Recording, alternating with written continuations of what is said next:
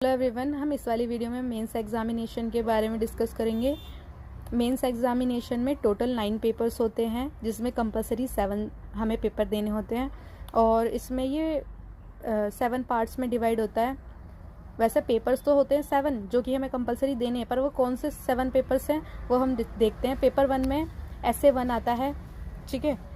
essay 1 नहीं कहना चाहिए इसको, मेरे अकॉर्डिंग इसे essay बोलना चाहिए सिर्फ, जो कि 250 मार्क्स का आता है, 3 घंटे का होता है ये। और 8 essay आते हैं, उसमें से हमें 2 या 3 essay करने होते हैं, वो भी बहुत अच्छे तरीके से हमें अपनी आंसर राइटिंग लिखनी होती है इनमें।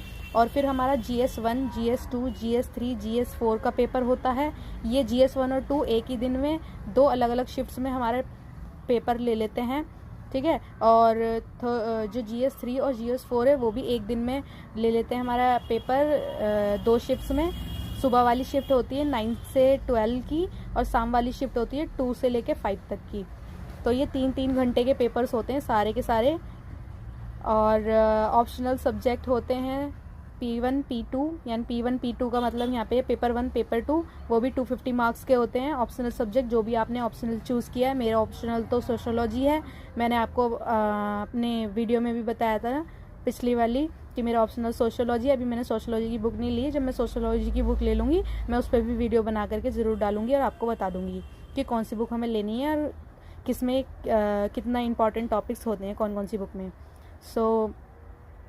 हाँ, तो 2 लैंग्वेज पेपर भी होते हैं इसमें मेंस एग्जामिनेशन में। एक तो कंपलसरी लैंग्वेज होती है इंग्लिश, वो तो हमें कंपलसरी ये देते ही हैं। और नेक्स्ट लैंग्वेज हमें चूज़ करनी होती है, वो कोई भी इंडियन लैंग्वेज हो सकती है। 22 लैंग्वेज हमारे कॉन्स्टिट्यूशन में है, जो कि हम उनमें से चूज़ कर सकते हैं कोई सी भी। तो मुझे तो हिंदी आती है और मेरी 12th तक हिंदी थी, तो इसीलिए मैंने हिंदी चूज़ करी है, ठीक है। और 300 मार्क्स का हमारे ये दोनों पेपर्स होते हैं, ये अलग अलग शिफ्ट में होंगे हमारे पेपर्स।